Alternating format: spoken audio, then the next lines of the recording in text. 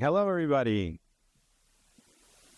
Welcome to the Save Texas History Symposium, a Friday event for students, the Student Research Showcase, which goes under the theme of New Directions in Texas and Borderlands History. My name is Brian Stauffer. I am the Director of Public Services in the GLO's Archives and Records Division, and I'll be your MC for today. So this is our kind of pre-game event for the Save Texas History Symposium, which takes place here tomorrow. And as such, I need to start by thanking our many generous sponsors of the 2024 Save Texas History Symposium for making all of this possible. Not only did they make it possible for us to have this lovely room, but because of the generosity in particular of the Texas Historical Foundation, we were able to give the students here a small stipend, or honorarium rather, for their talks. I was a grad student once, so I know that it's those kind of opportunities where you actually get paid to do something are few and far between. So we really love being able to offer them something. So thank you so much to the Texas Historical Foundation and to all of our sponsors. And I'm going to actually go through and read them all for y'all, if you'll just bear with me. There's a lot of them, but we really appreciate their support. So starting off, the Bullock Texas History Museum, which is our neighbor right there on the Capitol Mall. The guys with the big boat that has something to do with LaSalle that you're going to hear about tomorrow. The Texas Historical Commission and the Friends of San Felipe de Austin Historic Site. Texas State Historical Association. The Briscoe Center for American History at UT Austin. SMU's Clements Center for the Study of the Southwest. The Bryan Museum. Texas State Genealogical Society.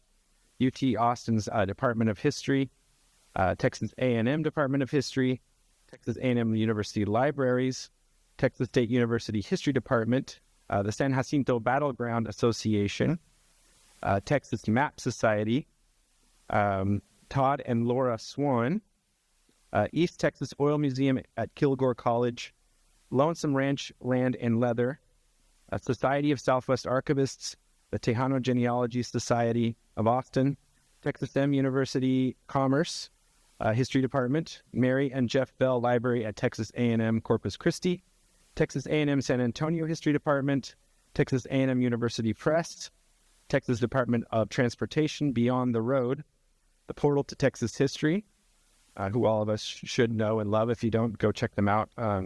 Lots of great primary sources to download. The Texas Collection at Baylor University, University of Texas at Arlington History Department, University of Texas Press, and again, underwriting provided by both the Summerlee Foundation and the Texas Historical Foundation. So please help me give them a round of applause, all the sponsors.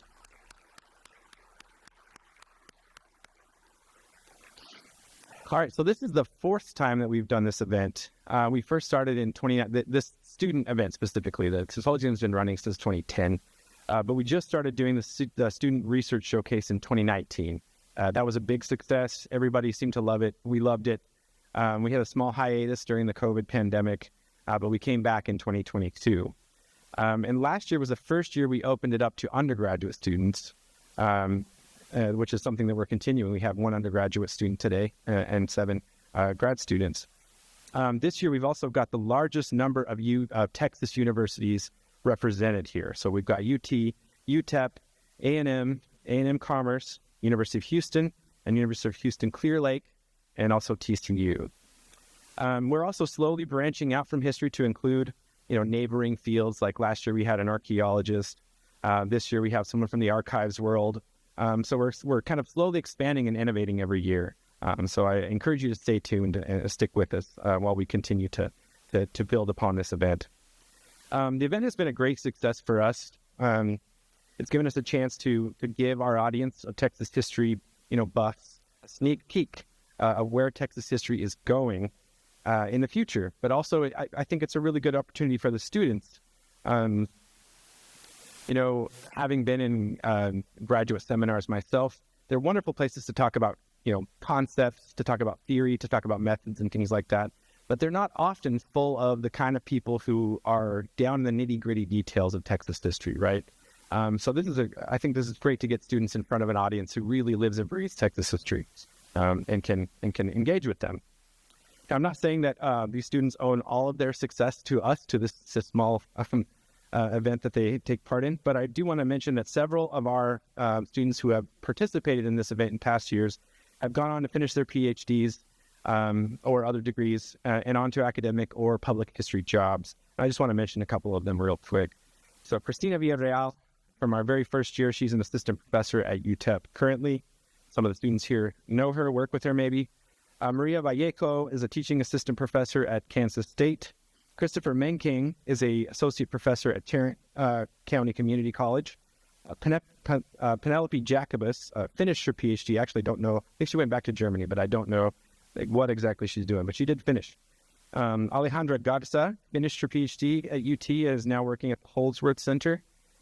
Carlos Varela is with us today. He works at the GLO. He finished his PhD in 2022, 2023, very recently. And then from last year's crop, Madeline Miller is now a PhD candidate at the University of Cambridge in the UK. And Bryson Kistner is a visiting assistant professor at Wake Forest University.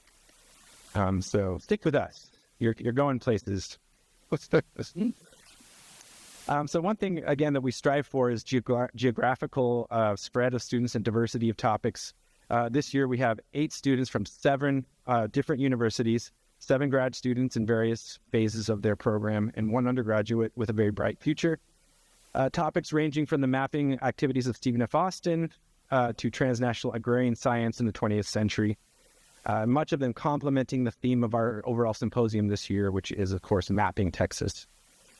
Again, we see this event as a real win-win-win, I guess. It's a win for us because we're interested in deepening our connections with students of history. Right? We're an archive. The name of the game for us is access and use. We want people to use our resources. And so what better way to do that, right, than to reach out to grad students, to advanced students in the undergraduate programs, to get them looking and thinking and, using our archival materials. We also use this opportunity sometimes to look for people who might want to be interns in the future. We've had interns in the Spanish collection. We've had archival interns. We've had interns that do, scan old documents, things like that. So this is partly a way for us to identify potential collaborators. For the students, it provides them a forum and a showcase to showcase new research on Texas history. And again, a chance to talk to people who live and breathe Texas history about their new research and get feedback from those people. And for our audience, again, this offers a glimpse of what's new in the Texas past. All of these people will be finishing, their PhDs or other degrees in the next, months or years. They'll get jobs, hopefully. They'll publish books. Hopefully that will change our understanding of Texas history. And hopefully they'll come back and speak with us as featured speakers in our Saturday event someday. But this is, again, it's a sneak peek for y'all. It's a chance for you to see what new topics are being explored by Texas historians, what new sources they're looking at, what new methods they're bringing to bear on the Texas past. So please give them your attention and ask lots of respectful and thought-provoking questions.